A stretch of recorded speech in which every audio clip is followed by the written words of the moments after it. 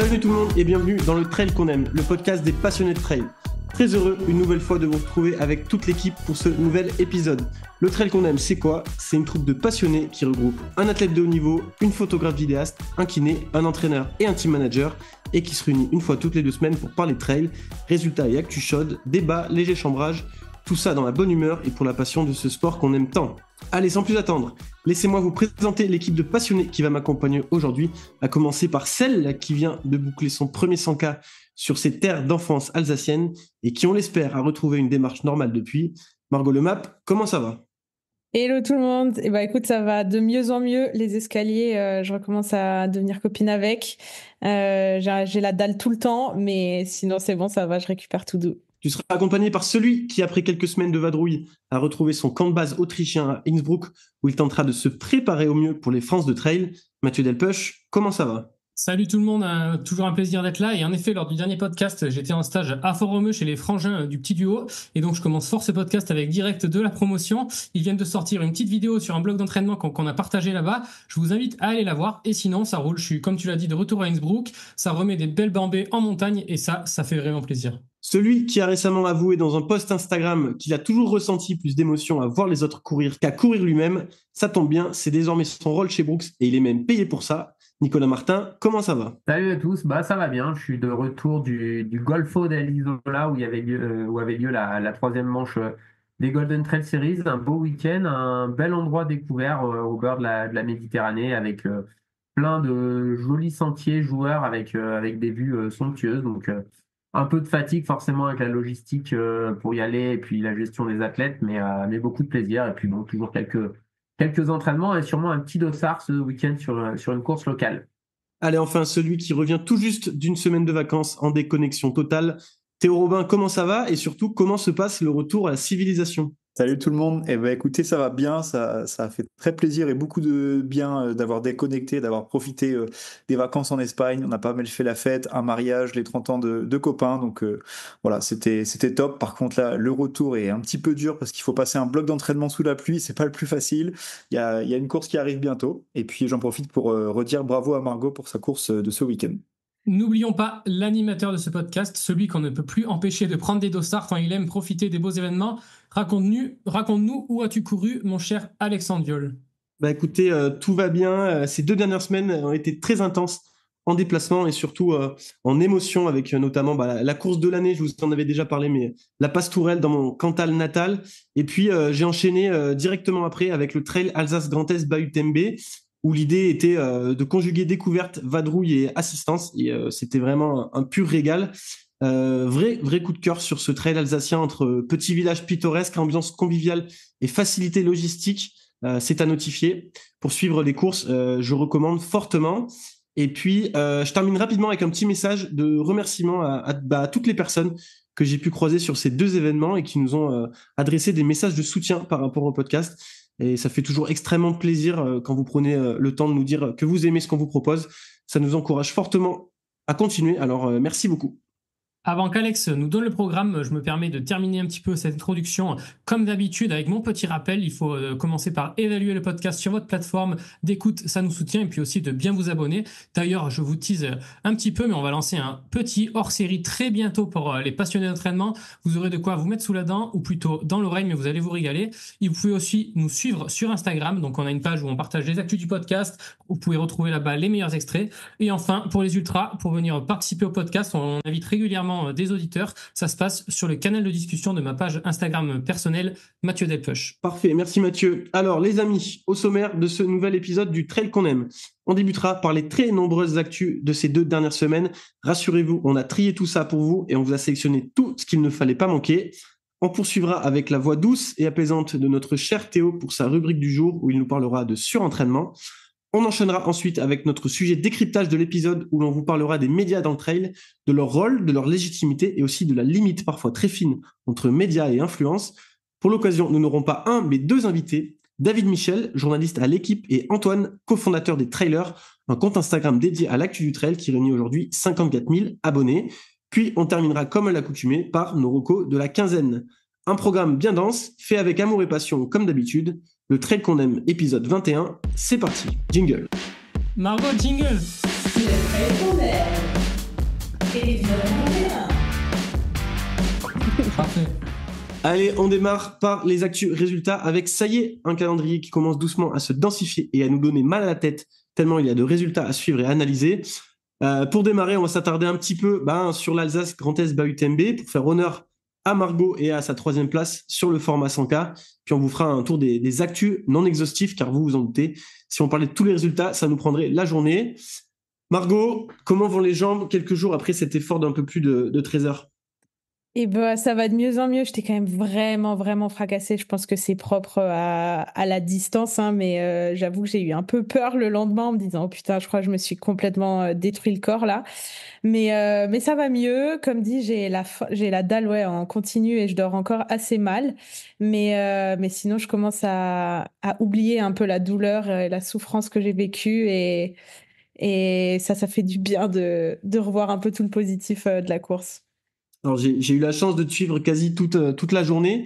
Et je me rappelle, au 40e kilomètre, tu avais les jambes qui fritillaient, tu avais envie d'en mettre. Et tu avais aussi un grand sourire. Au ravito d'après, quelques dizaines de kilomètres plus tard, c'était plus vraiment la même. Raconte-nous à quel moment tu as senti que ça devenait un peu plus compliqué, cette course. C'est vrai qu'au début, j'étais vraiment, vraiment sur la retenue, ou en tout cas, j'avais l'impression d'être beaucoup sur la retenue. Peut-être que c'était pas assez. Donc, ça a vraiment bien commencé. J'étais trop contente d'être là avec vous tous et tous. C'était vraiment, vraiment cool. Et du coup, dans la descente qui descendait à barre, donc au kilomètre 60, je commençais à avoir des problèmes d'ongles. Et ça commençait vraiment à me gêner dans la descente. Je savais pas trop comment poser mes pieds et tout pour pas avoir mal. Et je sais pas, je suis arrivée au 60 et je commençais aussi à avoir mal mal à sentir les quadris et tout qui commençaient à fatiguer dans la descente. Donc quand je suis arrivée au kilomètre 60, on a pris le temps de s'occuper des pieds et tout, voilà. Et donc tout ça, c'était plus du tout un problème, mais musculairement, j'étais quand même bien attaquée. Je sais pas trop comment l'expliquer. Je pense que c'était la première fois. Peut-être je suis partie trop vite. Fallait tout le temps courir. Je sais pas du tout comment analyser cette course pour le moment. Mais en tout cas, à mi-course, je commençais à en chier. Et quand il reste encore 60 bornes, que la moitié c'est encore 60 bornes, franchement, ça fout un coup à la tronche. Du coup, voilà. Et ouais, dans les montées, ça allait. Mais c'était vraiment la descente par raide. C'était tellement dur. Mes quadris, j'avais l'impression qu'ils se décrochaient, quoi. Et donc voilà, après, c'était un enchaînement tout le long de ça va pas, ça va pas, trop bien, je vois les potes. Putain, je suis de nouveau toute seule. Et au final, petit à petit, on a réussi à terminer. Donc voilà. Et petite anecdote assez rigolote, c'est que la course passe quasiment dans ton jardin. Ouais, non, mais c'était vraiment toute la partie vers le Saint-Odile et tout. Mes grands-parents habitent à Haute-Rotte, dans le village juste en dessous, donc c'est les forêts où on allait se promener. Enfin, ouais, comme tu dis, ça passait vraiment dans le jardin. L'arrivée, c'est à Aubernais, c'est là où j'étais au collège, au lycée et tout, donc moi, ça me fait mourir de rire que ce parcours ce soit celui-là, que l'arrivée ce soit là et tout. C'est quand même vraiment marrant, quoi. Stylé. Et du coup, pour revenir un petit peu sur la course, tu as pu assister d'un petit peu loin, on va dire, à la démonstration de l'Allemande Lena Lochner, qui l'a emporté en 11h03 en terminant 6e au scratch. Elle a vraiment sorti une course assez impressionnante. Et j'ai regardé, c'était la première fois qu'elle terminait un format de plus de 100 km. Alors que la Norvégienne Anne-Sophie Pollestad, elle, a pris la 2e place. Et je crois que t'avais couru un petit peu avec elle en début de course, non? Ouais, avec Anne-Sophie, hein, Léna, je l'ai vue sur les premiers mètres et après je l'ai plus jamais revue. Enfin, aucune des filles, on l'a jamais revue, quoi. Et ouais, au début, on était toutes les 3 avec Anne-Sophie, Manon et Manon moi. qui fait 4, Manon Charpie, c'est ça? Ouais, c'est ça. Et puis on a fait un peu le yo-yo, enfin on discutait au début et tout, c'était hyper chouette et tout d'être toutes les 3. Et c'est dans la descente vers Bar, quand je commençais à serrer les dents là, qu'elle est passée, je l'ai plus jamais revue et puis voilà. Et donc moi et Manon aussi qui fait 4. Je sais plus à quel ravito je t'ai vu aussi. C'est chose assez rigolote. T'étais en train de te faire ravitailler et Manon elle arrivait juste à ce moment-là alors qu'on pensait qu'elle était quand même un petit peu plus loin. Donc là, comment t'as réagi toi à ce moment-là? Tu t'es dit putain, je suis peut-être en train de perdre le podium, ou t'as réussi à rester calme et à te dire ok, je reste dans ma course et ce qui compte c'est que je continue à bien manger et à bien gérer? Je crois que c'était au Mont-Saint-Odile. C'était au Saint-Odile, ouais, tout à fait. Ouais. Kilomètre. Non, là, Honnêtement, j'avais pas trop envie de me mettre, de me fixer un truc par rapport aux filles et tout, parce que c'était mon premier, il fallait que je le termine, c'était ça le plus important. Donc, quand je l'ai vu arriver à ce moment-là, j'avais tellement mal aux jambes et tout, je me suis dit, non, mais là, faut juste que je termine, on s'en fout. Et au final, je suis repartie avant elle au ravito. Je pensais qu'elle me reprendrait et au final, je l'ai pas vue. Et je l'ai revue dans la montée du Heidenkopf où elle commençait à revenir. Enfin, les garçons qui me dépassaient me disaient qu'elle était vraiment pas loin. Et il y a eu une portion de plat juste avant d'arriver au dernier ravito. Où en fait, là, elle a débarqué juste à côté de moi. Je savais pas du tout que, genre, parce que quand les gars me disaient attention, elle est à 2 minutes et tout, j'avais l'impression d'avoir accéléré et d'être un peu plus safe. Et quand je l'ai vue à côté de moi, j'étais en mode ah, trop cool, mais je pensais pas que tu serais là. Et c'était une partie un peu plate où ça me faisait pas autant mal qu'en descente d'accélérer. Du coup, j'ai un peu appuyé et au final, ça l'a fait, quoi. Et donc, qu'est-ce que tu retiens un petit peu là de cette course, cette troisième place? Est-ce que tu t'attendais à ça? Est-ce que tu t'attendais à souffrir autant? Raconte-nous un peu. Bon, pour moi, la troisième place, elle est anecdotique parce que c'est pas des courses d'une densité folle. Je ferais même pas un top 30 sur une CCC, tu vois. Donc, la troisième place, oui, c'est cool et tout, mais c'est anecdotique. C'est plus le temps où je suis contente parce que je m'étais dit, ouais, en vrai, si je fais en dessous de 13h30, c'est quand même cool et tout pour mon premier. Qu'est-ce que je retiens? Ouais, honnêtement, je pensais pas que ce serait aussi douloureux et pendant aussi longtemps. Enfin, j'entendais ce truc de t'as des méga bas et après des méga hauts et ça s'enchaîne un peu comme ça, mais globalement, c'était tout le temps à partir du 60e un bas et parfois il y avait des petits moments de haut, quoi. Mais ouais, donc voilà ce que je retiens, quoi. Là, je commence à avoir le côté positif, enfin, à voir tout ce que j'aurais pu mieux faire, à essayer de j'aimerais pas forcément maintenant je commence à avoir envie d'en refaire un et tout et en tout cas j'ai adoré la prépa et je pense que ça va me plaire un peu ces formats-là. Top. Et puis aussi, on a aussi pu assister à une belle bataille sur le même format que toi, mais chez les messieurs avec la victoire au sprint de Théo Lubudek face au Finlandais Juuso Simpanen. Seulement 3 semaines après son abandon au Ventoux, il s'était fait la cheville, il avait fait quasiment 90 bandes dessus. Il a dit sur ses réseaux que c'était sa plus belle victoire de sa carrière. Et puis sur la dernière course du week-end, le format 50K, un format bien nerveux, remporté en 3h35 par Benjamin Roubiol chez les hommes après un beau mano à mano avec Anthony Felbert, finalement deuxième en 3h40. Augustin Kherardi a pris lui la 3e place. Chez les femmes, ça s'est joué aussi là dans les derniers kilomètres, puisque à seulement 2 kilomètres de l'arrivée, Marie Goncalves était encore derrière l'Allemande Laura Hampel. Elle l'a finalement rattrapée pour aller empocher sa 2e victoire sur ce parcours après sa gagne de l'an dernier, améliorant son chrono de 7 minutes. Laura Hampel, donc 2e, et Astrid Auchard, 3e. Voilà, on a fait le tour de ce Trail Alsace Grand Est. Rapidement, les autres actus résultats de ces 2 dernières semaines que l'équipe a retenues. La victoire de Loïc Robert à la maison chez lui à Argelès-Gazeau dans les Hautes-Pyrénées sur le Pibest intégral. De quoi faire le plein de confiance avant Zegama et tenter de faire mieux que son énorme 3h55 et sa 9e place de l'an passé. Il aura fort à faire pour conserver une place de premier français face notamment à Thomas Cardin que l'on a hâte de voir s'exprimer sur les terres basques. Sur cette même course, c'est Élise Guillot qui l'a emporté chez les femmes. On vient rapidement aussi sur la passe Tourelle. Je vous en ai rapidement parlé dans l'intro. Victoire de Charlotte Mouchet. Vous vous souvenez, on l'avait reçue dans l'épisode 18, cette pistarde reconvertie en traileuse qui s'est imposée sur le format historique de 31 km, alors que c'est Fabien Demure, le revenant, qui l'a emporté, lui, chez les hommes, glanant ainsi sa 3e victoire sur cette course. Sur le grand format de 60 km, c'est Pauline Gradel, la 3e de la Diag 2024, que l'on avait aussi reçue dans le podcast pour parler de sa diagonale, qui s'impose, elle, sans conteste, avec une belle 10e place au scratch, alors que chez les hommes, c'est Guillaume Tiffen, 5 jours après son marathon de Biarritz victorieux, qui l'a emporté là aussi sans trembler. On retrouvera Pauline sur le 90 du Mont-Blanc fin juin, et Guillaume sur le 100 miles du Saint-Jacques-Bahut-MB mi-juin. Je crois qu'Alex, tu as oublié de nous dire une petite info sur cette course. Comment ça s'est passé pour toi ? Eh une 2e place sur le format 30 km dont je suis vraiment très fier. Derrière Fabien, justement, qui est un ami proche depuis de très longues années. et qui était un athlète en équipe de France de course en montagne et que Nico aussi connaît très bien. Et c'est vrai que pendant la course, je me disais que c'était assez fou d'aujourd'hui de pouvoir courir à ses côtés en course après tout ce qu'on a vécu ensemble. Et certes, il a plus son niveau d'antan, mais quand même. Et puis toujours un immense bonheur. Margot l'a exprimé aussi.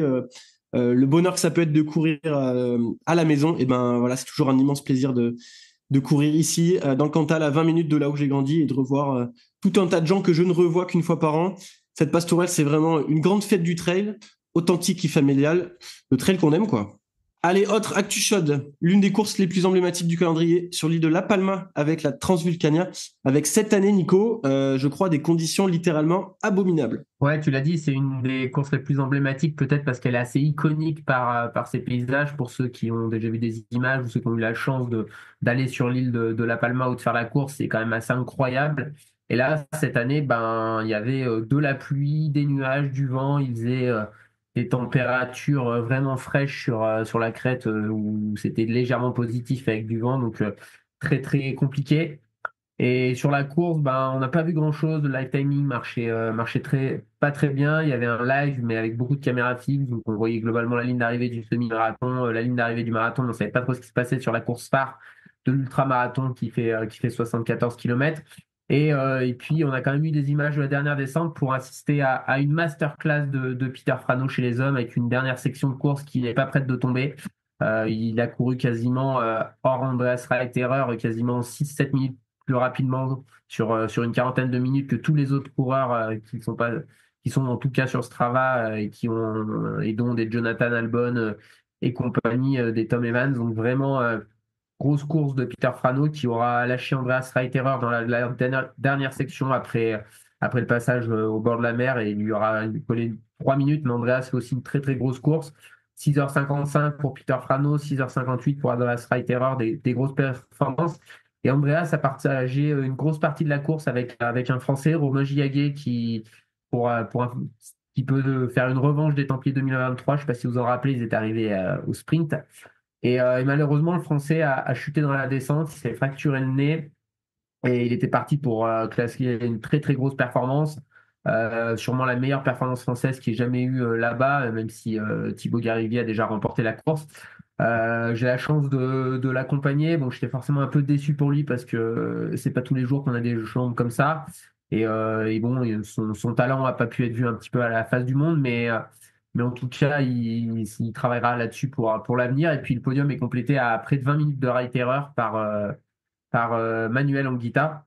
Et puis chez les femmes, bah, c'est une Française, Anise Rousset, pour l'une de ses courses de cœur un petit peu, puisque je crois que il y a plus de 10 ans, hein, il me semble, la première fois qu'elle était allée sur la course.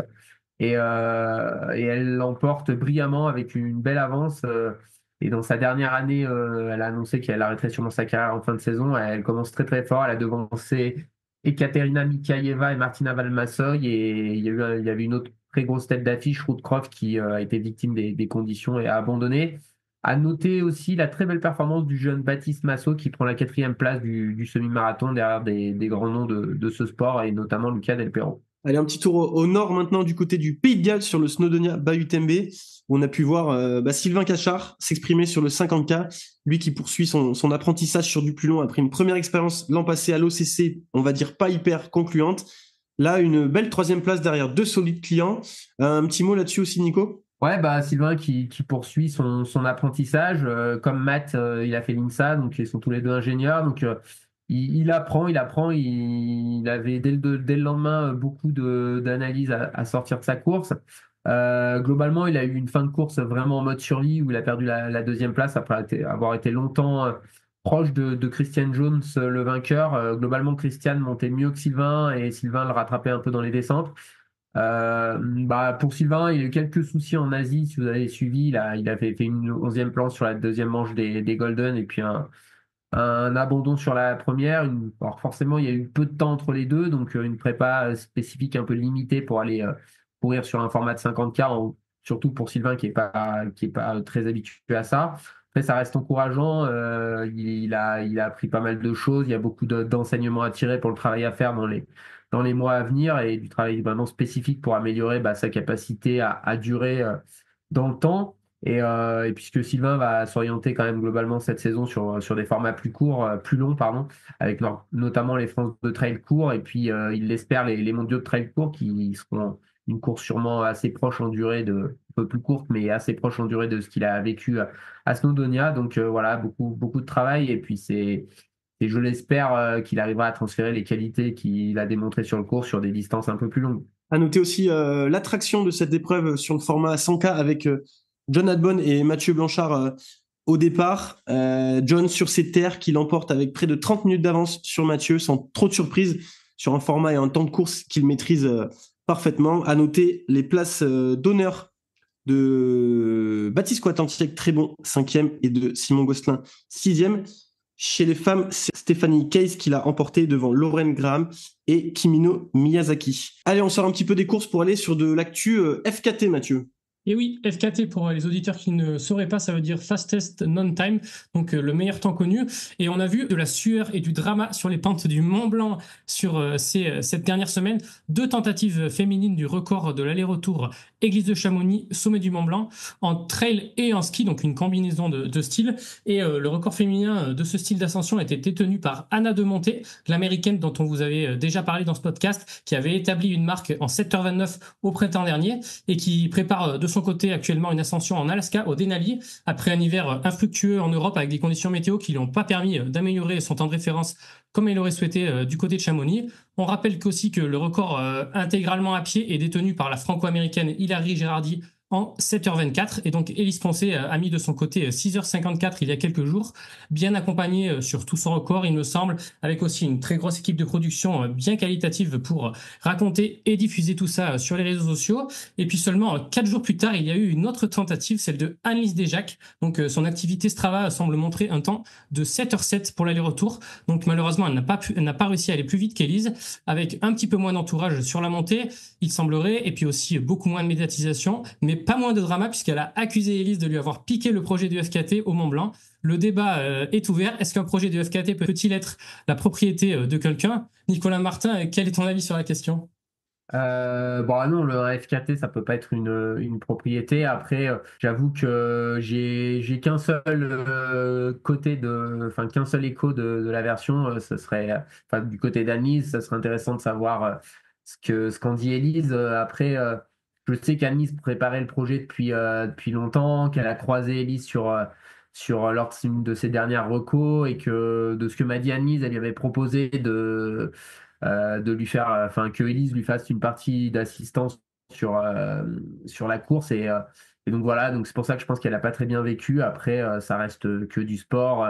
Je trouve la perf quand même très très solide parce que avec moins d'assistance, sûrement un peu plus de poids intrabalé tout le long, ça reste très très solide. Je crois même qu'elle est en avance au sommet. Après, je crois que la descente est quand même assez périlleuse avec pas mal du vrai itinéraire de haute montagne avec des parties glaciaires. Quand on est seul, bah, faut quand même pas aller se mettre dans une crevasse. Donc, voilà, ça reste deux très grosses performances. Après, c'est d'une manière plus générale, c'est toute la limite que je trouve au FKT, c'est que c'est pas des performances toujours très équitables selon les supports qu'on peut avoir. Et c'est pour ça que je suis beaucoup plus fan de la compétition où tout le monde est sur la même ligne avec les mêmes chances et les mêmes conditions, quoi. Allez, on poursuit avec le retour des Golden en Italie. Théâtre de la finale il y a 2 ans, le Golfo dell'Isola Trail accueillait les Golden Trail World Series pour la 3e manche de la saison avec pas mal d'athlètes tricolores présents.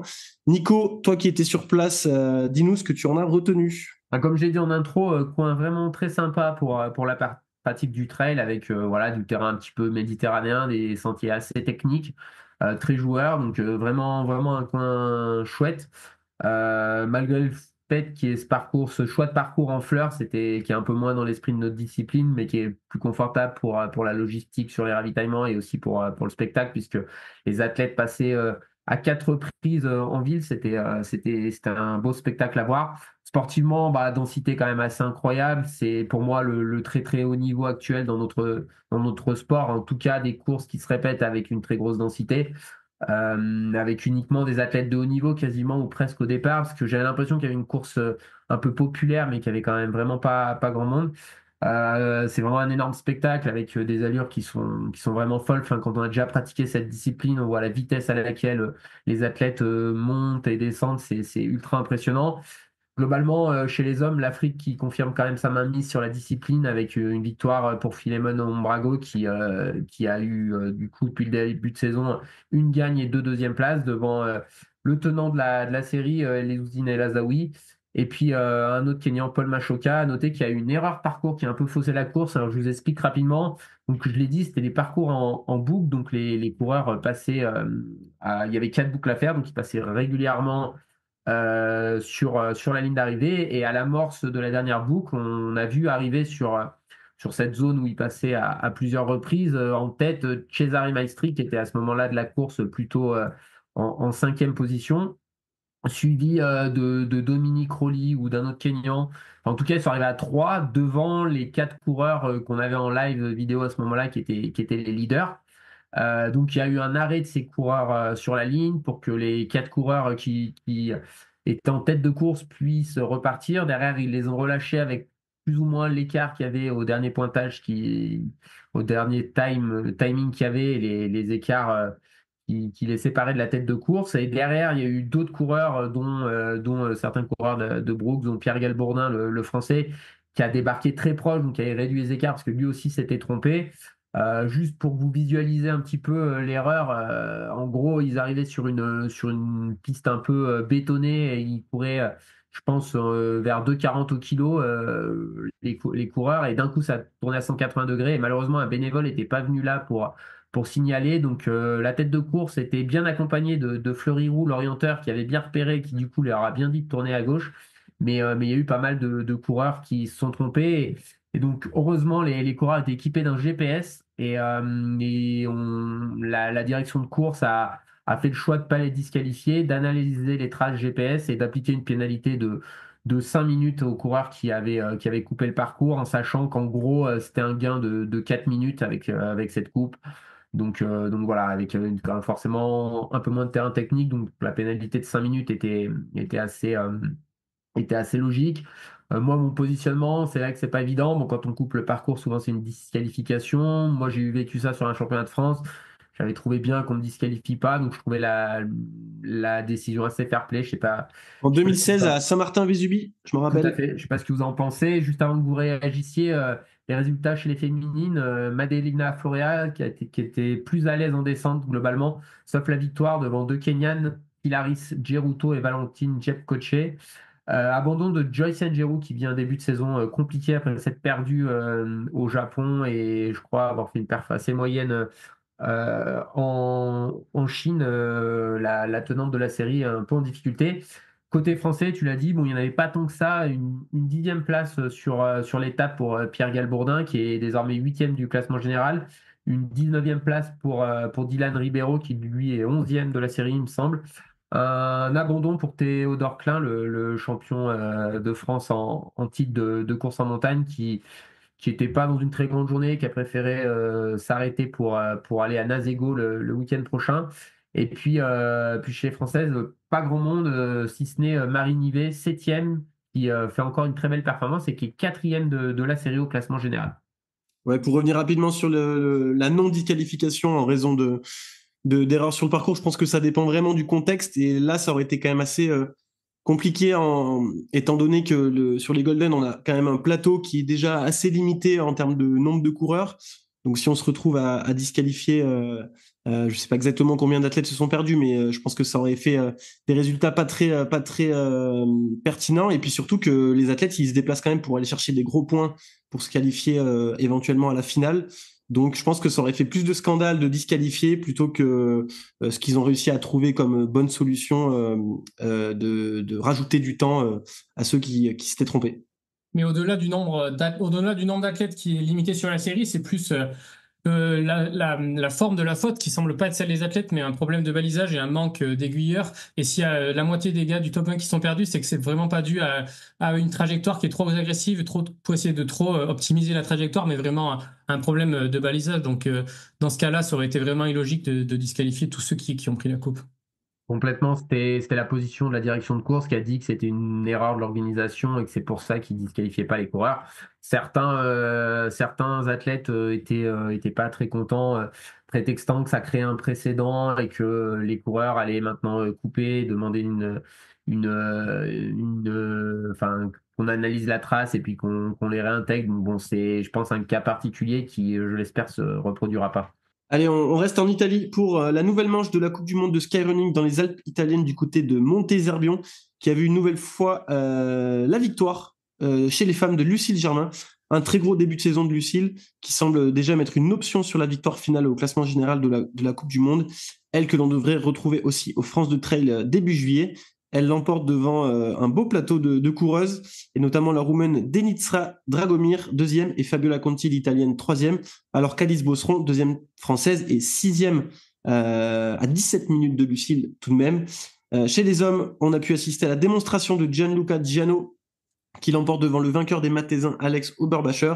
Manu Merias est troisième. Et puis la jeunesse à l'honneur sur cette course, puisqu'on a pu assister à la très belle performance de Jules Mongelat, sixième pour une première sur ce format et en skyrunning, très prometteur pour la suite. Et aussi la huitième place de Lucien Mermillon, lui qui avait déjà montré de très belles choses au Mathésins en prenant la 10e place. On termine ces petites actus avec des news rapides qu'on a pu voir sur les réseaux, avec notamment Idenox qui a annoncé qu'il ne participerait pas à la Western State suite à un petit pépin au ménisque qu'il a décidé d'opérer. Il a annoncé qu'il était déjà focus sur les courses UTMB fin août et sur sa saison automnale. On reste aux États-Unis puisqu'on a aussi vu la sélection américaine pour les mondiaux de trail long qui a été officialisée, et on peut se réjouir que Cathy Schall sera présente chez les femmes avec notamment Jennifer Lichter ainsi que Jim Wamsley, Adam Peterman ou encore Zach Miller pour ne citer que. Donc ça annonce une grosse armada américaine pour les mondiaux fin septembre en Espagne. On a aussi vu, moi je trouve ça intéressant de le souligner, Batish Hassan qui a officialisé un nouveau partenaire, Back Market, qui, tout comme Mathieu Blanchard, entre autres, est en train quand même de faire émerger dans le trail la présence d'acteurs qui sont extérieurs justement au milieu du trail. Donc, bonne ou mauvaise chose, on verra, le futur nous le dira. Et puis, je voulais terminer ces petites news avec une nouvelle fois une dinguerie de l'index UTMB. On en rigolait lors de l'épisode précédent où on n'avait pas voulu trop en parler, mais là, j'ai pu constater sur ma course en Alsace que une nouvelle fois l'index m'avait fait mal.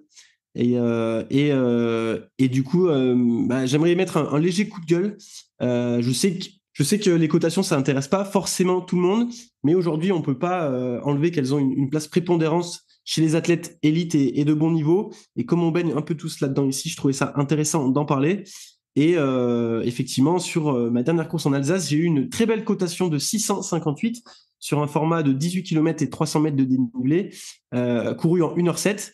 Le souci n'étant pas cette faible cotation sur cette course, mais plutôt sur le fait que l'on constate chaque semaine des aberrations concernant certaines cotations totalement incompréhensibles, et que cet index UTMB, il est en train de devenir pour beaucoup la référence. Et j'ai deux exemples précis pour cela. Le marathon du Mont Blanc, qui utilise désormais l'UTMB Index pour permettre aux athlètes élites de bénéficier d'un dossard garanti sans tirage au sort, soit gratuit, soit payant. Et la Saint-Élion, qui elle aussi tend à privilégier l'index UTMB pour accorder un dossard gratuit. Et alors, je ne sais pas si vous avez envie de réagir, mais moi, ça me pose question quand même que ces orgas-là commencent à prendre l'index UTMB comme référence, alors même que cet index, on le constate chaque semaine, il y a quand même d'énormes aberrations sur certaines cotations. Déjà, on voit aussi la même chose à l'ITRA. Faut pas oublier aussi une chose, c'est que quand ça a tendance à sortir une cotation qui nous arrange, on est moins regardant sur l'index. Ça, faut pas l'oublier. Après, moi, de manière plus générale, j'avoue qu'il y a certaines cotations où je comprends vraiment pas, parce que pour revenir sur la cotation en Alsace, je me suis amusé à projeter à peu près voilà, la vitesse à plat qu'il aurait fallu faire pour avoir une grosse cotation du style 950. Bon, sans rentrer, sans donner de chiffres, en gros, Jacob Kiplimo, pour ceux qui connaissent pas trop l'athlète, qui est le recordman du monde du semi-marathon, avec une performance complètement stratosphérique cette année à Barcelone, est un petit joueur à côté, quoi. Donc à un moment donné, là, c'est clairement aberrant les cotations quand ce genre de choses aussi visible parce que c'est dur d'estimer à combien on peut courir quand même sur route les coureurs courent pas aussi vite, c'est clairement pas pas bon, en sachant que il y a pas mal de discussions en ce moment avec parce que bah, on n'est pas le seul à l'avoir constaté. Il y a quand même pas mal de gens qui sont mécontents, donc il va y avoir un travail, je pense, sur l'index pour qu'il soit plus plus précis, et peut-être qu'il y a des soucis dans leur mesure en fonction des formats de course notamment, et peut-être que ça sous-cote les courtes distances. Voilà, il va y avoir des discussions. Et après, bon, de manière très globale, que ce soit l'index UTMB ou l'ITRA, le fait que les algorithmes ne soient pas publics et soient utilisés potentiellement pour des dossards et tout, moi, ça me pose problème, quoi.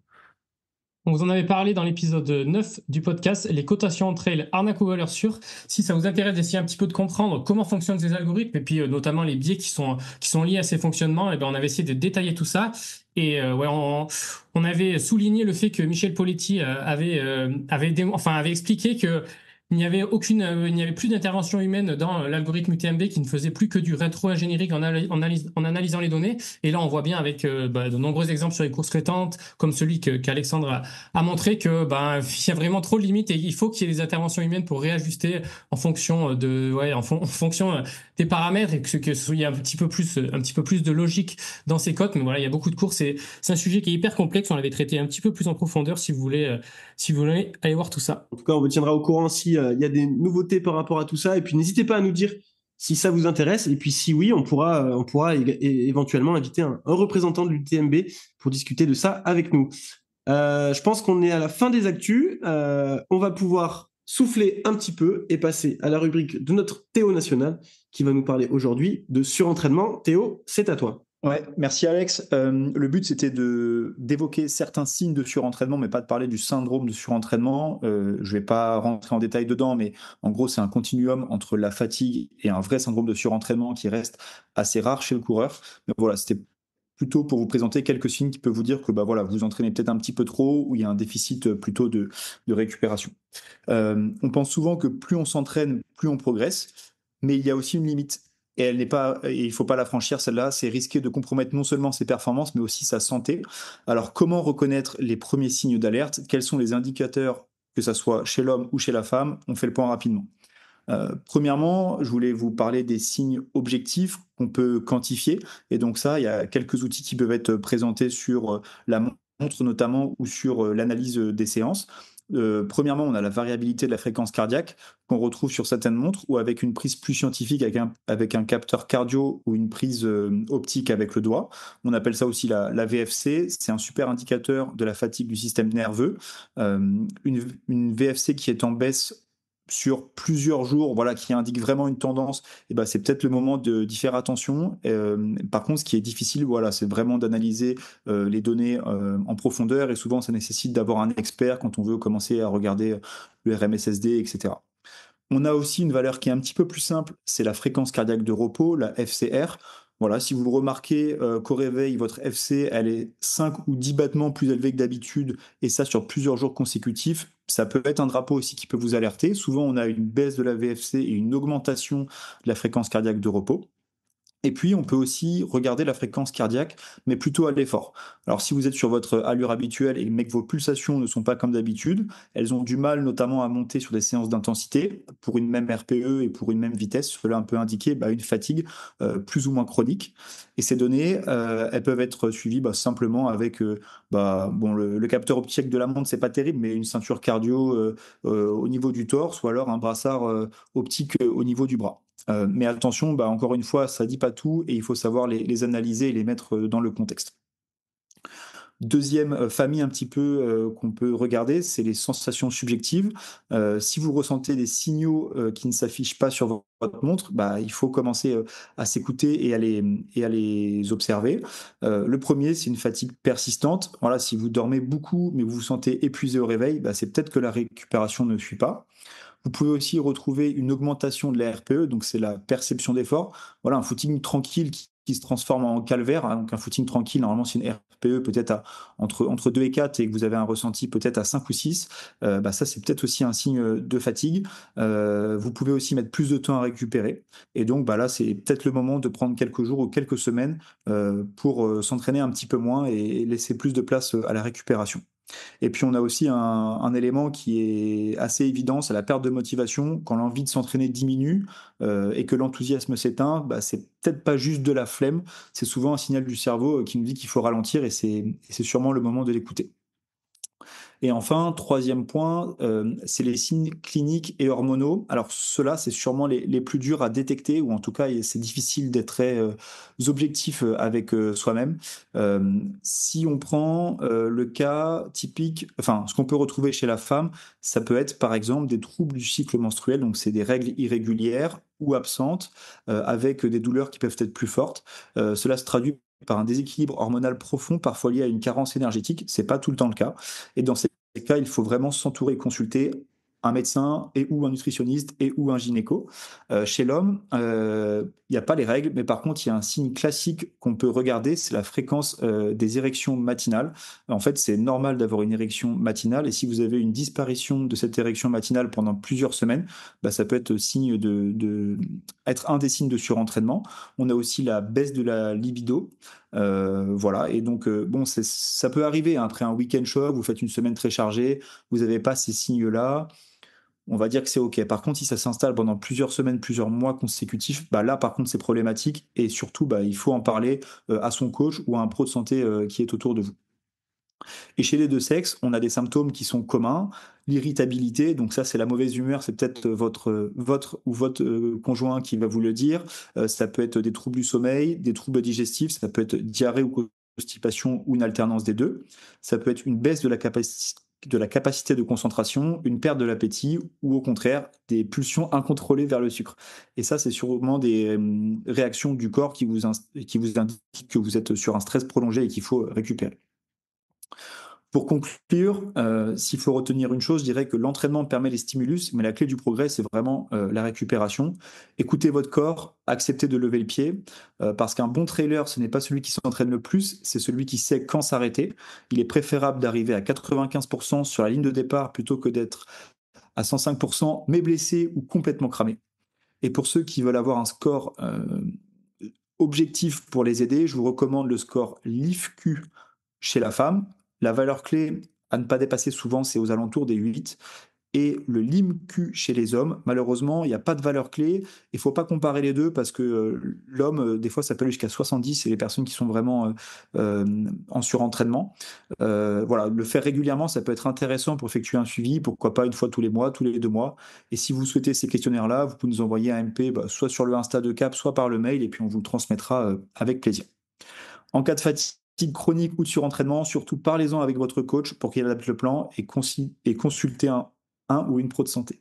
Merci beaucoup Théo. N'oubliez pas d'aller vous abonner en masse au compte Instagram de Cap Prévention pour avoir tout un tas de conseils pour pratiquer en conscience et en bonne santé. On passe désormais à notre sujet décryptage et aujourd'hui, on a décidé de vous parler des médias dans le trail. Pour l'occasion, on a la chance de recevoir 2 personnes qui font partie de l'écosystème médiatique au sens large, on va dire, du trail. David Michel et Antoine. David, tu es chef de service et journaliste glisse export extrême au journal L'Équipe et tu réalises de très nombreux sujets sur le trail sur le site web de L'Équipe. Tu es aussi auteur de plusieurs livres, notamment sur le surf, dont tu es un grand passionné. Antoine, toi, tu es créateur de contenu et le cofondateur avec 3 de tes amis, Marine, Oriane et Jules, du compte Instagram Les Trailers, qui compte aujourd'hui 54 000 abonnés et tu fais partie de la nouvelle vague de créateurs de contenu qui ont réussi à monter une grosse communauté sur les réseaux à travers différents contenus dédiés au trail. Vous avez donc une expérience et un regard qui sera sûrement bien différent sur le sujet que l'on va traiter aujourd'hui. C'est pour ça qu'on a décidé de vous inviter. Alors déjà, merci d'être avec nous. Et puis, est-ce que j'ai tout bon au niveau présentation ou est-ce qu'il faut que j'ai oublié quelques trucs? Non, c'est bon. Salut à tous. Et merci pour l'invitation. Avec plaisir. Salut à tous. Ouais, de mon côté, c'est bon aussi. Merci beaucoup pour l'invitation. Parfait. Bon, première question pour entrer un petit peu dans le vif du sujet, pour que nos auditeurs et auditrices puissent comprendre au mieux ce que vous faites. Déjà, comment vous définiriez votre travail autour du trail?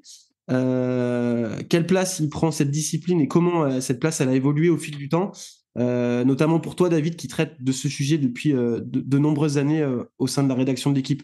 David, je te laisse commencer si tu veux. Oui, bah c'est de plus en plus intense en fait le suivi du trail running. C'est vrai qu'il y a quelques années, on suivait surtout l'UTMB, on suivait un peu la Diagonale des Fous, il y avait quelques sujets, mais pas plus que ça. Et c'est vrai que depuis 4-5 ans, ça s'est intensifié parce que c'est devenu de plus en plus tendance. C'est vrai que depuis le Covid, on voit que de plus en plus de gens courent, qu'il y a de plus en plus de gens qui font des trails, les inscriptions sont pleines. Et donc, naturellement, on a vu que il y avait une appétence en fait des internautes pour cette discipline, pour ce sport. Et voilà, donc l'idée, c'est c'est d'essayer de balayer un peu l'actualité du mieux possible. Et donc, c'est la courbe du nombre d'articles, elle est en hausse. Et on m'en demande toujours un peu plus. Voilà, donc ça demande de se spécialiser d'autant plus. Avant, je suivais cette discipline. Moi, je cours depuis très longtemps, des marathons. Maintenant, je fais aussi des trails aussi, par plaisir, mais aussi pour comprendre aussi qu'est-ce que c'est que ces courses, ce que vivent ces coureurs. Donc, je me suis immergé aussi à la fois par passion de la course à pied, mais aussi pour mieux comprendre un peu cette discipline qui est un peu plus complexe que la course sur route, en fait. Top. Antoine?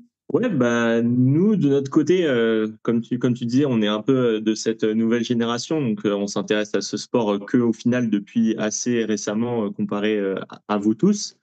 Donc je pense qu'on a un regard qui est vachement différent, mais même en étant là depuis peu longtemps, on s'est rendu compte que l'engouement il est croissant, mais enfin je trouve que c'est assez exponentiel. Et moi, personnellement, j'ai plus du mal à voir ça comme mon travail, sachant que j'ai quitté mon réel travail qu'il y a peu de temps pour me consacrer à 100% dans le milieu du trail et à notre compte Instagram. Donc non, c'est intéressant de parler de tout ça et je suis pas encore sûr que ce soit viable pour nous. Et du coup, moi, j'ai une petite question pour vous, Antoine. Quand vous avez lancé cette page et maintenant avec l'évolution qu'elle prend, est-ce que la raison d'être du projet, elle a évolué? Et en fait, quel est le but derrière cette page? Ouais, carrément. Bah, elle a vraiment évolué parce que au départ, on vient tous les quatre de la course sur route. Moi, j'ai commencé ça en 2017. Il y en a dans le groupe qui ont commencé ça un peu avant, donc quand on était encore au lycée. Et en fait, on s'est mis au trail qu'en 2022 et on s'était dit que c'était intéressant parce qu'il n'y avait pas beaucoup ça sur Instagram, de créer un petit compte Instagram pour parler de nos aventures respectives dans le monde du trail. Et au fur et à mesure du temps, moi, j'ai commencé à m'intéresser à l'actualité trail, aux différentes courses, peut-être plus au sport de haut niveau, comment progresser, etc. Et je me suis dit, bah tiens, pourquoi pas vulgariser ces informations et dû à mon expérience, on va dire, passée dans tout ce qui était création de contenu, à allier un peu ça avec ma passion personnelle pour créer des contenus autour du trail. Et c'est vrai que ça a pris pas mal d'ampleur, je m'y attendais vraiment pas du tout. Et donc, bah, forcément, j'y ai mis de plus en plus d'efforts et on y a mis de plus en plus d'efforts. Et forcément, bah, au bout d'un moment, ça a bien fonctionné. Mais ouais, depuis le début, maintenant, c'était vraiment bah, de partager notre passion, mais aussi bah, de parler de coureurs, de parler de courses et essayer un peu comme vous, de parler de ce qui se fait le mieux dans le trail et de promouvoir ce qui se fait de mieux dans le trail. Ce qui est intéressant dans le fait de vous avoir invités tous les deux, c'est que vous avez un petit peu deux modèles différents qui vont se confronter. Où avec toi, David, on sera sur un journalisme un peu plus traditionnel. Et comme on le disait avec toi, Antoine, ça va être un peu les nouvelles formes de raconter le trail et d'en parler. Moi, j'aimerais savoir quel est concrètement votre regard sur le traitement médiatique du trail aujourd'hui dans l'écosystème. Et est-ce que selon vous, c'est un système qui est plutôt vertueux, où les médias traditionnels d'un côté vont servir les créateurs de contenu, et inversement, est-ce que vous voyez ça plutôt comme une forme de concurrence ou comme une forme d'allié? David, Moi, je peut-être? pense que c'est plutôt complémentaire. Enfin, j'ai l'impression, parce qu'effectivement, comme tu l'as dit, l'équipe ou la PQR, on est quand même des médias traditionnels. On PQR, c'est relaie, presse quotidienne régionale. voilà, et on relaie avant tout les performances. On raconte les courses, on raconte les performances. Et c'est vrai qu'on a aussi dans le fond comme dans la forme, en fait, on a un côté passeur. On raconte un peu ce qui s'est passé et les résultats. Et nous, étant à l'équipe, c'est d'abord les plus grosses compétitions. Et je vois, par exemple, pour m'immerger un peu tous les jours dans la PQR, parce qu'on a accès à la PQR un peu tous les jours, que maintenant, alors que ce n'était pas du tout le cas avant, n'importe quelle course de la région, du département, en fait, il y a des articles avant et après, en fait. Le lundi, il y a des résultats, il y a des interviews, enfin, c'est des petites courses dont on n'a jamais entendu parler.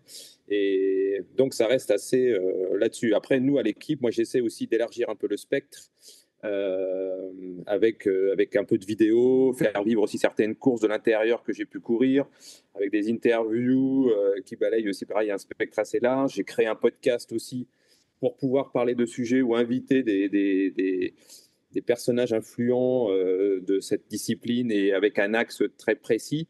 Donc, et après, voilà, il y a effectivement maintenant beaucoup de comptes sur les réseaux sociaux. Il y a beaucoup de sites internet aussi qui traitent de cette actu. Et moi, je vais piocher aussi parfois. Je vais aller m'inspirer aussi de ce que font les autres. Parce qu'on ne peut pas non plus être partout tout le temps. C'est vrai que l'info, et là, on parle que de cette discipline-là. Moi, je couvre aussi d'autres sports. Et puis, il y a d'autres centres d'intérêt qu'on a tous. Donc, c'est vrai que maintenant, on a accès à beaucoup de choses. Et c'est compliqué d'être partout. Mais donc, on va, je pense, se nourrir un peu tous les uns des autres. Nous, on a, par exemple, une exigence de réactivité à l'équipe. Et donc, je sais qu'il y a certains de mes collègues qui se rapprochent plus de certains comptes Instagram qui vont suivre un peu ce qu'on fait à l'équipe pour être, voilà, pour savoir qu'il s'est passé ci et ça, parce qu'on ne veut pas être partout. Donc, moi, je vois ça comme quelque chose de très complémentaire et très intéressant à suivre. Et chacun a sa patte, en fait. Et ça, c'est plutôt cool, quoi. Ouais, je suis vraiment d'accord avec David, surtout que un journal comme l'équipe, forcément, quand vous faites des articles sur l'UTMB, sur la diagonale, mais même sur les autres courses, ça va driver en fait énormément de monde qui vont commencer peut-être à s'intéresser à notre sport. Et moi, je trouve que plus il y a d'acteurs et surtout des acteurs mainstream comme l'équipe, plus forcément pour nous, ça va être, on va dire, bénéfique parce que ça veut dire qu'il y aura peut-être plus de pratiquants, peut-être plus de gens qui vont vouloir voilà, connaître, on va dire, l'actualité et puis voir les différentes expériences qu'il y a. Donc forcément, pour nous, je trouve que c'est hyper complémentaire. Et puis, je trouve que c'est intéressant parce qu'au niveau de la réactivité, au final, un journal comme l'équipe, vous avez aussi un compte Instagram, vous faites aussi des vidéos court format et donc forcément, vous faites aussi un peu comme ce que nous, on peut faire. Et nous, chez les trailers, surtout quand on va sur des événements, on a aussi cette volonté d'être super réactif pour pouvoir proposer des contenus, on va dire, quasiment en live à notre audience. Ce qui peut aussi être un peu différent de ce que font des journaux traditionnels où vous allez raconter l'histoire qui s'est passée le lundi, alors que nous, on en aura parlé directement le dimanche après la course, mais forcément avec moins de profondeur. Et aussi, nous, chez les trailers, on essaye le plus possible de se différencier à certains moments. Donc, on est un peu moins dans tout ce qui est interview, podcast avec des athlètes. Et on va essayer du mieux qu'on peut de pas d'être complémentaire avec ce qui se fait autre part dans le trail, quoi. Et puis après aujourd'hui on est quand même obligé de parler un petit peu de la limite assez floue qui existe entre contenu journalistique et contenu d'influence. On se perd un peu. Alors nous, ça va qu'on connaît le milieu et qu'on arrive à s'y retrouver, mais je pense que pour les gens, ça reste assez difficile de bien s'y retrouver entre vraiment ce qui est du journalisme et ce qui ne l'est pas. Ce qui découle aussi parfois d'une collaboration commerciale ou non.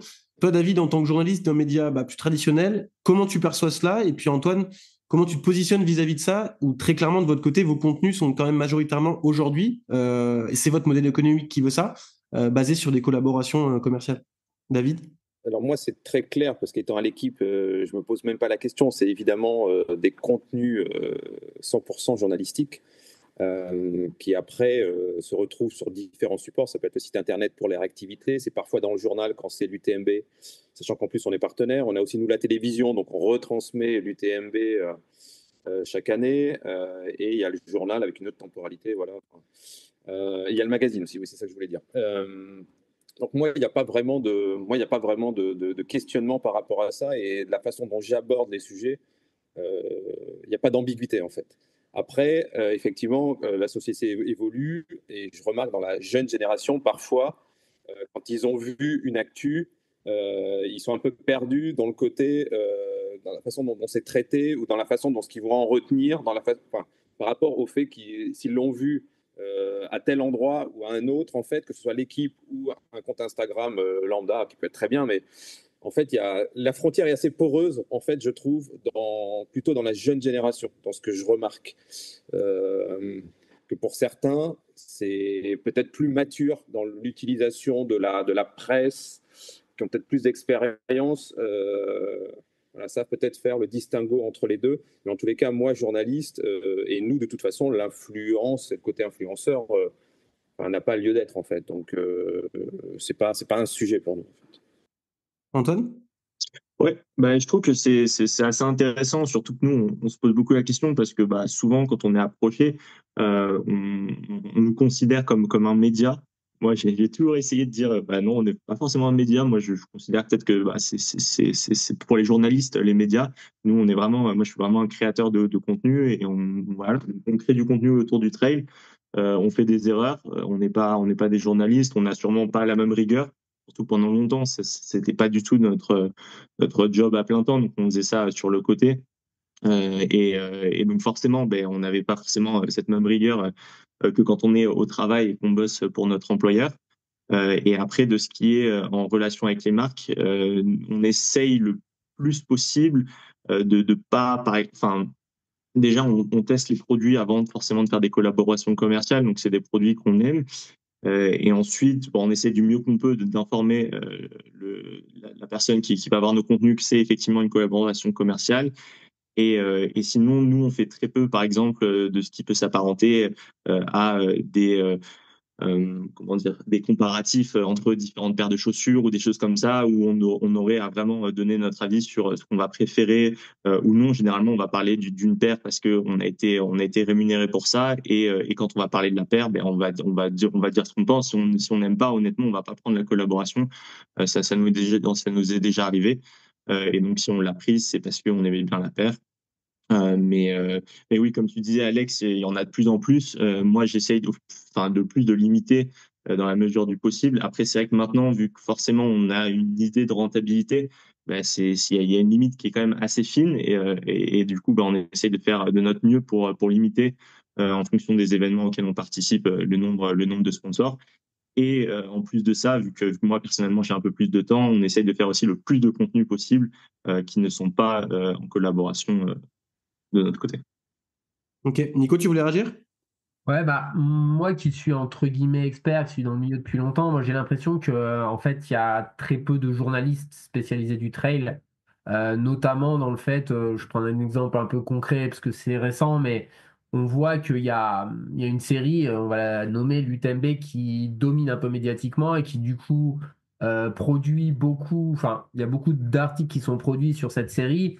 Alors que mon point de vue, ce week-end, la discipline phare et la course phare du milieu du trail de manière généraliste, c'était les Golden Trail Series. Parce que pour situer un petit peu, c'est comme... alors, il y a des grands coureurs, par exemple, à Snowdonia, hein, mais c'est comme si on avait parlé, sans leur faire offense, mais du Tour des Pays de la Loire plutôt que du Giro d'Italie, quoi. Et ça, je pense que c'est quelque chose où aujourd'hui, il y a peu de gens suffisamment spécialistes chez les journalistes pour vraiment réussir à avoir cet équilibre et à savoir ce qui est vraiment le très haut niveau dans le trail, ce qui l'est pas, ce qui l'est moins, ce qui est un mélange des deux, parce que c'est un peu aussi la problématique de notre discipline, c'est qu'elle est très peu lisible. Mais moi, c'est un peu le sentiment que j'ai de l'extérieur à un moment donné de voir beaucoup d'articles qui surfent un peu sur les grands noms de la discipline sans vraiment se poser la question de savoir si c'est hyper intéressant de parler d'une course où il y a 3-4 coureurs de haut niveau au départ, alors que sur d'autres épreuves où il y a moins de grands noms, moins de gens connus du grand public, entre guillemets, si j'ose parler comme ça, parce que je suis pas sûr qu'il y ait beaucoup de trailers connus du grand public, mais voilà, il y a un petit peu ce manque-là, et après, je le comprends aussi parce que David ne traite pas que le trail, et donc c'est difficile d'être spécialiste de tous les sports qu'on doit suivre quand on est journaliste sportif, mais moi, c'est le sentiment que j'ai en tant que, entre guillemets, un peu spécialiste et connaisseur de la discipline, quoi. C'est de la suivre. Alors, malheureusement, je ne peux pas écrire sur chaque épreuve, mais j'ai écrit sur la première. J'essaie au maximum. Voilà, le calendrier de la saison. Il y a eu la première, et là, celle-là, j'ai pas pu ce week-end. J'ai écrit sur le Trail Alsace, j'ai écrit sur Snowdonia. C'était aussi un week-end où j'étais off, par exemple, mais j'ai pris le temps, voilà, j'ai fait un choix en fait. J'ai fait un choix. Je pouvais pas passer mon week-end à travailler.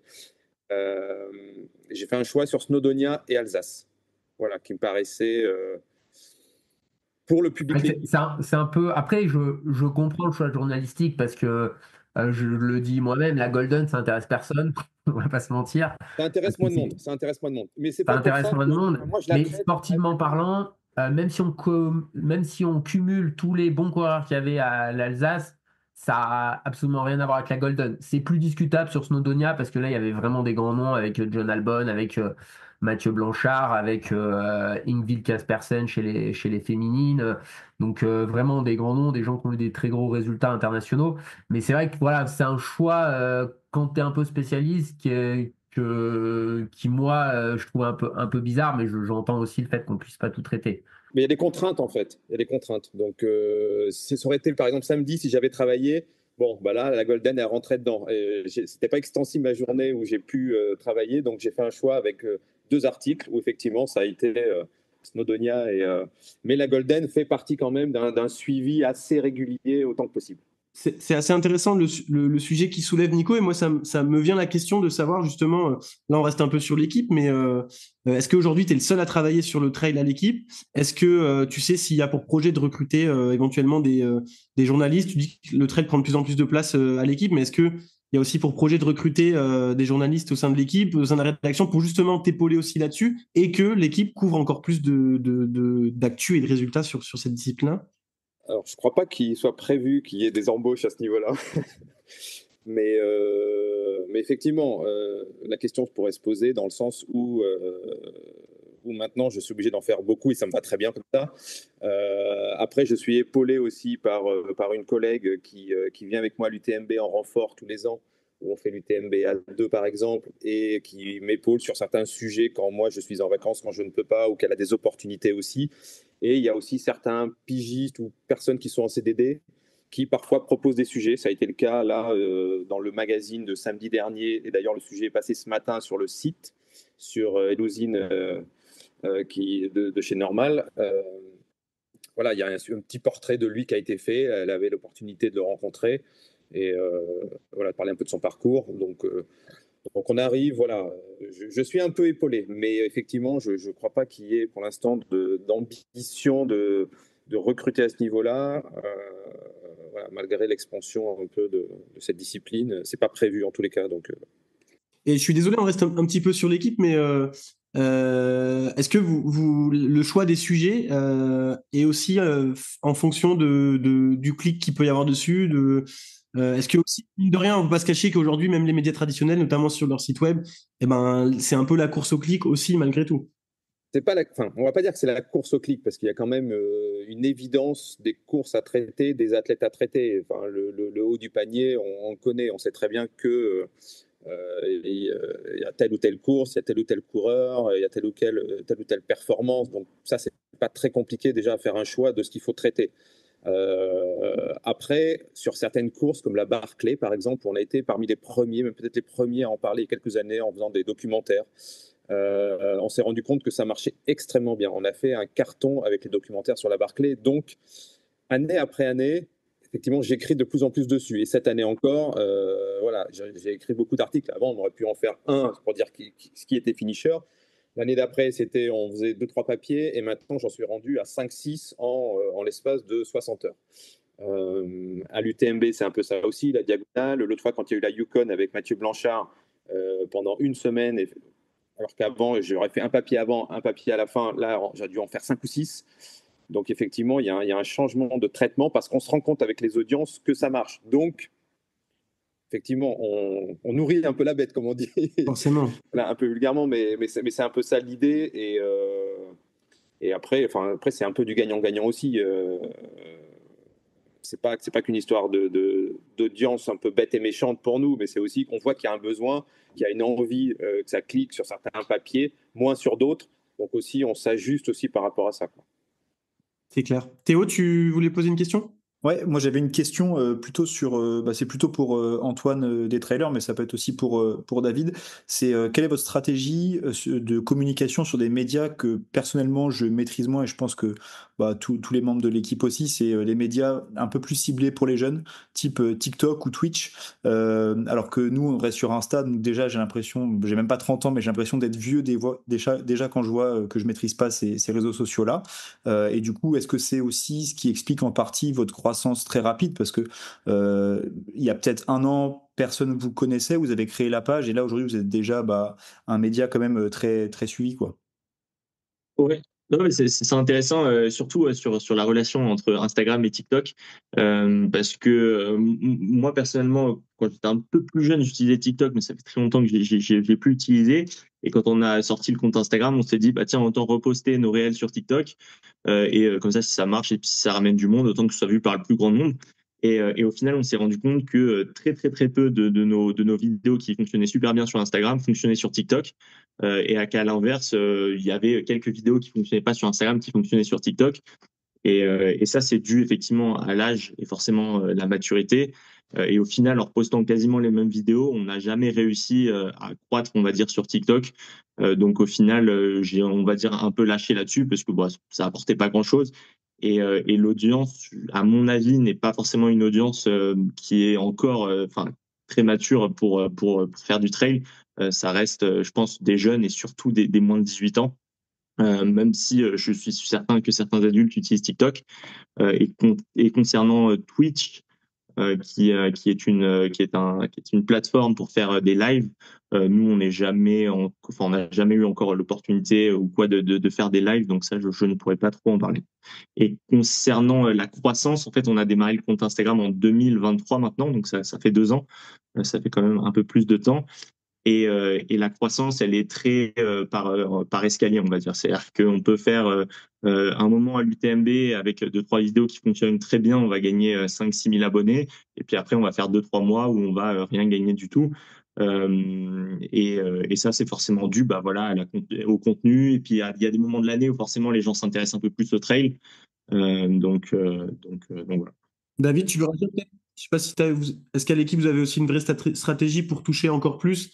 Et je sais que sur l'équipe, sur Instagram, vous avez commencé à développer des formats un petit peu vidéo, un petit peu face cam, avec notamment des personnes un peu plus jeunes pour incarner. Oui, c'est ça. Ouais. Après, pas forcément sur le trail. Après, il y a quelques actus qui méritent d'être reprises. Donc, effectivement, on a Paul Bonneau qui fait des contenus vidéo en vertical.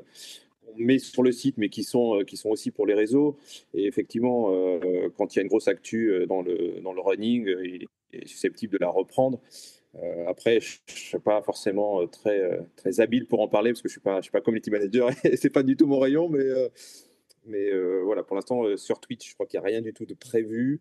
Et voilà. Et juste, David, par exemple, j'ai une petite question qui me vient. Toi, tu consommes comment le trail ou l'actualité du sport? Est-ce que tu es aussi, même si tu es, on va dire, d'une autre génération de la nôtre, est-ce que tu consommes aussi du Instagram, Ah oui, je suis très Instagram. Moi, j'ai mon compte Instagram. Je commence ma journée par Instagram pour regarder les stories des athlètes, des marques. Voilà, ça, c'est vraiment mon point de départ de la journée. Plusieurs fois dans la journée, je vais checker. Aussi parce que moi, mes articles, je les mets en story avec un petit lien pour ceux qui veulent aller voir derrière ce que j'ai écrit et suivre l'actu. Donc oui, Instagram, dans la journée, ça me prend un petit peu de temps. Je check, parce qu'en fait, il y a quelques années, c'était vraiment Twitter qui était vraiment notre référence pour l'actu. Et aujourd'hui, on sait que c'est vraiment... les sportifs et quasiment tous les sports, ils sont tous sur Instagram. Donc, et tout passe dans les stories. Donc pour être au courant et être réactif, voilà, c'est là que ça se passe en fait. Donc moi, je balaye ce spectre-là. Après, je lis beaucoup de magazines, les 3 mensuels qui existent sur le trail. Enfin, les mensuels, les bimestriels, ou je sais pas trop quoi, mais voilà, les Nature Trail, les Esprit Trail, les Endurance Trail. Donc ça, je les lis. Il y a aussi l'émission sur Canal, par exemple. Donc en fait, le spectre, il est très large. Et comme je disais tout à l'heure aussi au début de l'émission, c'était avec la PQR aussi, puisqu'on reçoit les archives de PQR tous les jours. Donc en fait, je me balade un peu partout. Voilà, je vais voir les trailers aussi, je vais voir d'autres sites voilà, qui sont complémentaires de notre travail, comme je disais tout à l'heure aussi. Donc en fait, je suis un peu une éponge et je vais un peu partout avec le temps que j'ai aussi. Voilà, je me balade en fait. Top. Ouais, nous, c'est aussi. Moi, franchement, c'est le média que j'utilise le plus, c'est Instagram. La presse trail, je la lisais plus quand j'avais peut-être 18-20 ans, mais ça, petit à petit, là où on a le plus d'infos, c'est vraiment suivre les athlètes sur Instagram. C'est là où on voit le mieux ce qui se passe. Et après, j'avais une petite question pour Antoine. Au début de l'interview, tu as voulu souligner que vous vous positionnez pas comme un média, mais au final, vous traitez quand même beaucoup l'actu des courses. Vous montrez les plateaux des athlètes avant les courses, vous montrez aussi les arrivées, et j'ai l'impression quand même que la plus grosse croissance de votre chaîne, elle s'est fait quand même en parlant de ce qui se passe sur les événements, en interagissant avec les athlètes, en utilisant aussi parfois du contenu que vous repreniez sur les arrivées pour le publier rapidement et puis surfer un petit peu sur ces actus-là. Et là, on voit que maintenant, du coup, découle quand même du fait de traiter l'actu, quand même une responsabilité médiatique, surtout quand on a une audience qui grandit aussi. Et du coup, on voit que maintenant, vous allez sur les événements, que vous avez un traitement qui est un petit peu plus direct. Et ça, moi, je trouve que c'est vraiment cool que vous soyez sur place, sur le terrain, mais du coup, j'ai quand même l'impression que c'est un média, en fait, ce que vous avez en plus des activités en parallèle de produits de votre actu perso. Mais ce qui fait vraiment grossir la chaîne, c'est quand vous traitez des athlètes et de l'actu du trail. Ouais, effectivement. Non, mais totalement. Je suis vraiment d'accord avec toi, Mathieu. En fait, c'est là où je pense que c'est plus une question de définition qu'autre chose. C'est que, vu que, sachant qu'on n'est pas journaliste, j'ai du mal à me considérer comme un média, sachant que, pour revenir à une question dont on parlait un tout petit peu avant, que Nico a abordé, c'est que nous, on n'a pas du tout ce truc où on va dire, tiens, ce week-end, il y a 5 ou 6 courses sur lesquelles il faut parler. Bon, on va essayer de traiter toutes les courses. On essaye de vraiment faire en fonction de ce qu'on a envie de faire. En fait, on se base vachement sur nos envies. Par exemple, là, récemment, vu qu'on habite pas très loin du Ventoux, on s'était dit, tiens, ce serait top d'aller participer à cette course et de parler des athlètes qui sont là-bas. On y est allé. L'année prochaine, peut-être, on sera sur le trail en Alsace et on choisira de parler de ces courses-là. Mais par contre, comme tu dis, maintenant que moi, je suis à temps plein là-dessus, c'est vrai que j'essaie d'y mettre un peu plus d'efforts pour faire des choses qui sont qualitatives. J'essaie du mieux que je peux de donner des informations que j'ai vérifiées à l'avance. Et comme tu dis, c'est au final là où on a le plus grossi. Mais moi, par exemple, personnellement, c'est pas forcément. Il y a pas mal de perspectives que j'aime bien sur notre page, mais c'est pas forcément les contenus que je préfère faire. Par exemple, sur tout ce qui est parler des athlètes en amont de la course, etc. Parce que c'est du travail qui est vraiment chronophage. Mais par contre, je sais que vu que c'est ce qui fonctionne le mieux sur notre page et ce qui intéresse forcément le plus notre audience, c'est aussi ce qu'on va faire parce que sur Instagram et encore plus, comme je répète pour une troisième fois, vu que ça devient un peu mon métier maintenant, on a un peu une obligation de parler de ce qui fonctionne et en même temps de faire du mieux qu'on peut. Mais comme tu dis, c'est là où on a vu le plus de croissance. Mais ce qui est important à dire, c'est pourquoi est-ce qu'on a vu de la croissance là-dessus? Parce que on n'a pas juste parlé des athlètes, on a essayé d'en parler du mieux qu'on pouvait avec des contenus qui étaient vraiment travaillés, que ce soit sur les visuels, mais aussi, par exemple, quand on se rend à une course et qu'on fait quelques réels sur des athlètes, on essaie de prendre des belles images avec une caméra sympa, etc. Donc, il y a plusieurs facteurs qui ont fonctionné. Je pense que juste se rendre sur des courses et parler des athlètes, c'est pas forcément suffisant, surtout qu'il y a de plus en plus de monde et de médias qui se lancent un peu dans cette démarche. Et forcément, ça peut pas, on va dire, fonctionner pour tout le monde. Donc voilà. Top, merci beaucoup. On va bientôt arriver à la fin de notre entretien.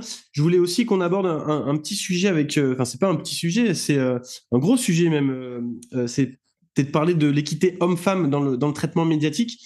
Là-dessus, on constate assez clairement quand même que les nouveaux médias prennent cela en considération. Ils font plutôt attention.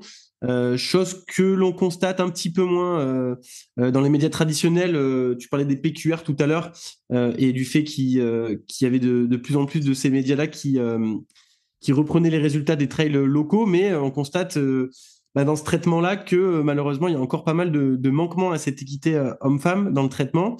J'ai été voir sur le site de l'équipe, tu disais que tu avais réalisé, David, des articles sur Snowdonia et sur l'Alsace. Et j'étais assez surpris de voir que il y avait la mention d'aucune femme ni dans le titre de l'article, ni dans le contenu de l'article. Du coup, question un petit peu générale à tous les deux. Quelle importance vous accordez à cela et comment vous expliquez le fait qu'on soit encore obligé de faire remarquer cette inéquité de traitement aujourd'hui en 2025? David, peut-être? Oui, alors dans le contenu, si, c'est présent. Il y a toujours le podium femmes est toujours mentionné, voire plus, même parfois avec des phrases, des déclarations quand je les ai.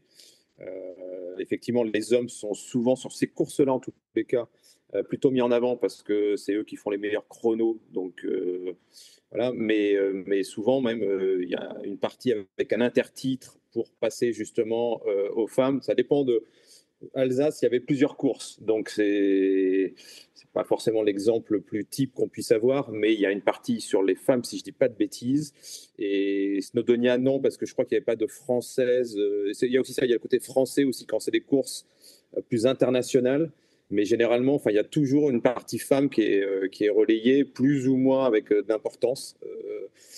Ça, je pense que c'est un cheval de bataille, c'est évident. Et après, même sur les podcasts que je fais, j'essaie d'avoir. Alors, je ne suis pas 50-50, mais j'essaie, en tous les cas, là, sur la dizaine qu'il y a eu, je crois qu'il y a eu 4 femmes, je crois. Donc, c'est vraiment quelque chose que j'ai en tête qui n'est pas non plus un casse-tête pour autant, mais qu'il faut prendre en compte quand bien même elles font sur la même course forcément, ils ne font pas des temps, mais on sait que plus les distances sont longues, plus les femmes performent aussi. Donc, c'est limite pas un sujet pour moi non plus là, à ce niveau-là. Je me pose pas la question de savoir si c'est homme ou femme en fait. C'est la performance qui fait que, ou c'est les opportunités d'interview, ou voilà. Donc. D'accord, mais ouais, juste, j'ai quand même vérifié sur l'Alsace. Effectivement, je constate bien à aucun moment il y a mention des femmes. Et moi, ce que je trouve assez perturbant, c'est quand même là, tu vois, le titre de l'article. C'est pas pour te faire un. Ouais, vas-y. Mais c'est que je prends un exemple pour que les gens puissent comprendre. C'est que là, le titre de l'article sur l'Alsace, c'est Baptiste de Rouen et Théo Le Boudec, les chevaliers de l'Ultra Trail Alsace Grand Est by UTMB. Et ce que j'arrive pas à comprendre, c'est pourquoi dans le titre, on se concentre sur un format, le 100, qui a été quand même le plus dense, et on se dit Théo Le Boudec et Lena Lochner, même si c'est pas une française, les chevaliers RE de l'Ultra Trail Alsace Grand Est by UTMB, en sachant que même si Lena, qui a gagné chez les femmes, n'est pas une française, elle a quand même fait 6e au scratch, elle a sorti un chrono qui est vraiment stratosphérique. Donc moi, ma question, c'est plus de savoir pourquoi, alors ça a l'air plutôt facile à mettre en place quand même, pourquoi malheureusement dans le titre, on a mention que des hommes. Parce que dans le titre, je ne peux pas mettre plusieurs noms déjà. Déjà, j'en ai mis 2. Ce n'est pas forcément au niveau du SEO ce qu'on me conseille déjà. Une volonté, en tous les cas, de la part de l'équipe ou de ma part, en tous les cas, de sous-estimer les performances des femmes. Bien au contraire, si on regarde bien la page dédiée à l'Ultra Trail ou au Trail, il y a beaucoup d'articles sur les femmes. Là, mon dernier podcast est sur Marine Nakache et j'ai ressorti même 3-4 articles autour de ça.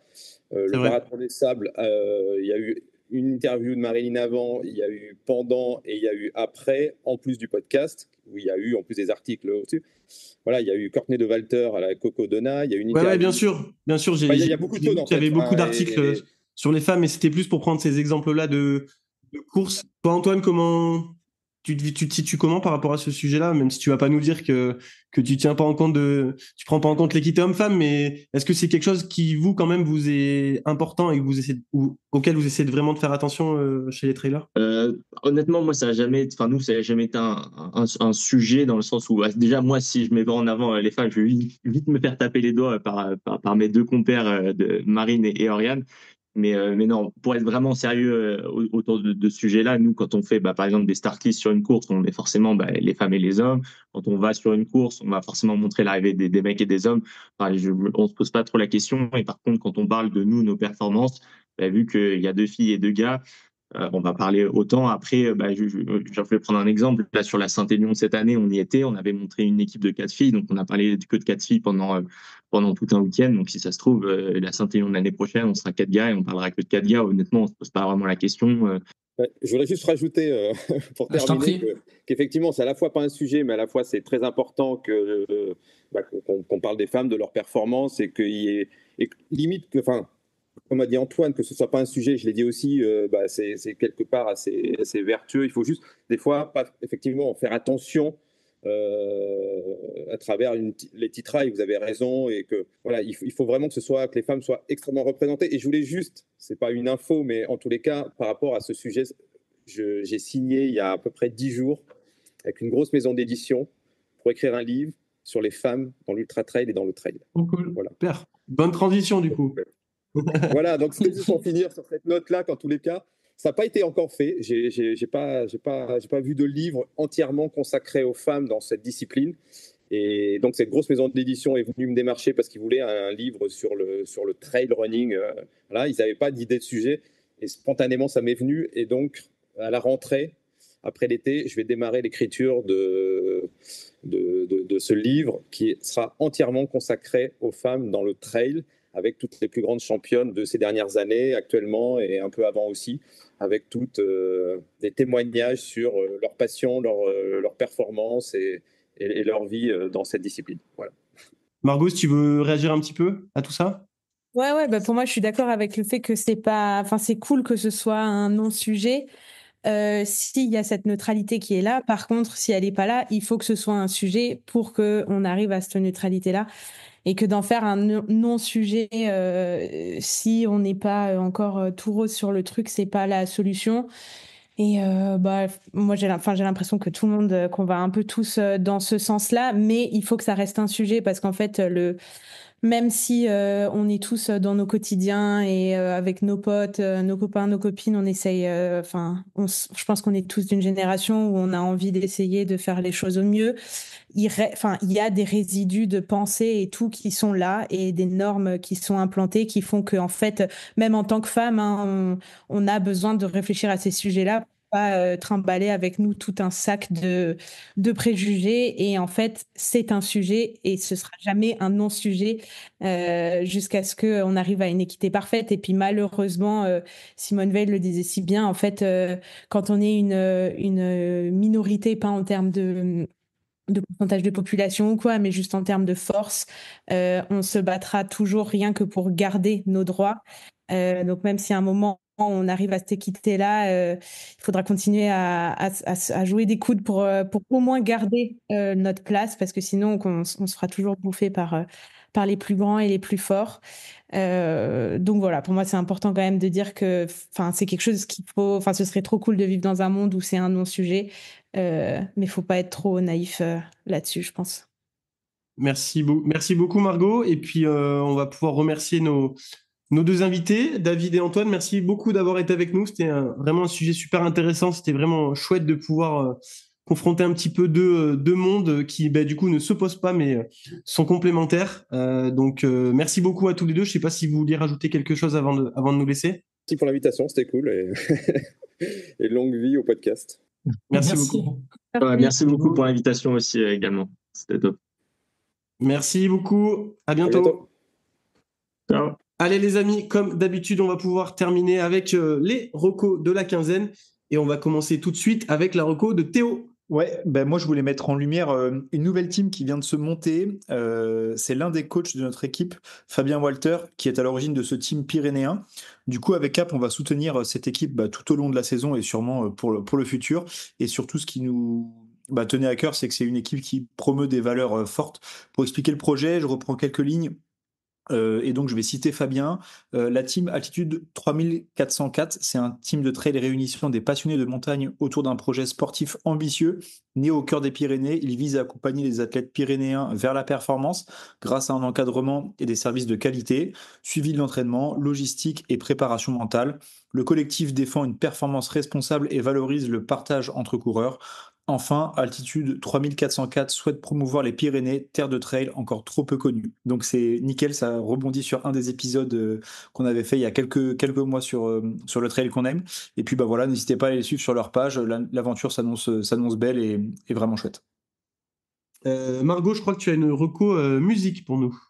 Ouais, moi je voulais vous parler d'un album. Bon, il est sorti en 93, mais je l'ai découvert là cette semaine et il est juste trop cool. C'est d'un rappeur qui s'appelle Guru, Guru, un rappeur américain. L'album il s'appelle Jazzmatazz Volume 1 et en fait c'est un espèce de mix entre du jazz alternatif et du hip-hop et c'est juste trop cool. Ça a été produit avec plein d'artistes de la scène jazz new-yorkaise. Il y a même MC Solar qui fait une petite apparition dans l'album. Et là, avec les beaux jours, c'est trop une bonne ambiance à faire tourner dans l'appart ou pour bosser. Donc voilà ma petite pépite secrète à vous donner. Est-ce que tu as bossé aujourd'hui? Est-ce que tu as une reco pour les auditeurs et les auditrices? Et non, je bosse trop justement, j'ai pas le temps d'écouter des trucs, j'ai même pas le temps d'écouter vos recos, pour tout dire. Merci beaucoup, Nico. À dans 2 semaines. Mathieu, une petite reco? Et oui, moi je m'entraîne, je borne, donc j'ai le temps d'écouter des petits podcasts pendant que je fais mes balades en montagne. Et aujourd'hui, j'ai écouté un podcast, donc pas de trail cette fois, mais avec un trailer. Donc malheureusement, j'ai du mal à vous proposer des recommandations culturelles qui sortent du cercle que du trail. Et donc le podcast s'appelle How to Become a Pro Cyclist. Donc c'est en anglais, ça veut dire comment devenir un cycliste professionnel. C'est un podcast qui est animé par Jack Burke, un nom que vous connaissez peut-être, en tout cas qui vous rappelle peut-être quelque chose à l'oreille. En fait, il a fait énormément parler de lui, Jack Burke, à l'automne dernier en faisant la chasse au com. Notamment, il a pris le com du Stelvio, le com de l'Alpe d'Huez et ça a été pas mal relayé. C'est un ancien cycliste semi-pro et puis là, il a arrêté cette voie-là pour faire plus des épreuves de cyclo et des projets qu'il anime. Et donc, en fait, il invite dans son podcast des cyclistes pros et des entraîneurs de très bonne qualité. C'est vraiment à chaque fois très passionnant sur l'entraînement très haut niveau.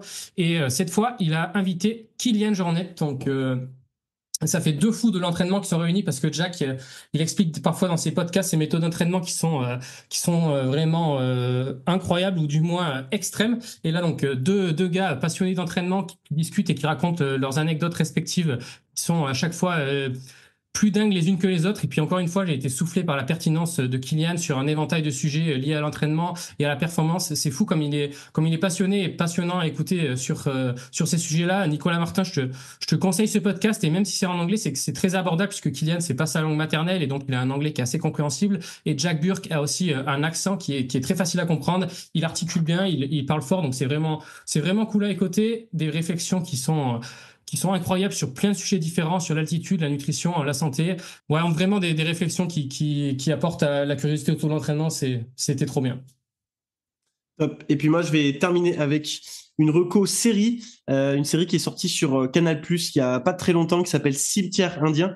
Une série qui a été notée 4/5 sur Allociné par la presse. Donc c'est assez rare pour être souligné et qui retrace l'histoire de Lydia, une jeune recrue ambitieuse de l'antiterrorisme qui est envoyée à Péranne dans la région de Marseille pour enquêter sur le scalp d'un imam aux côtés de gendarmes désabusés hantés par ses souvenirs de la guerre d'Algérie.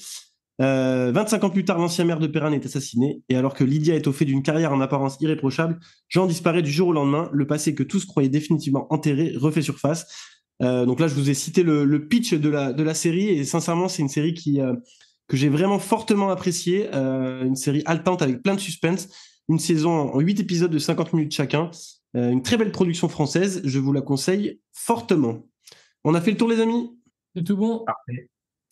Parfait. Eh ben, merci à toutes et tous de nous avoir écoutés.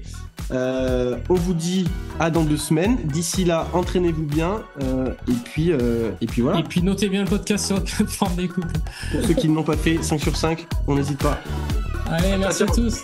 Ciao, ciao. Bye bye.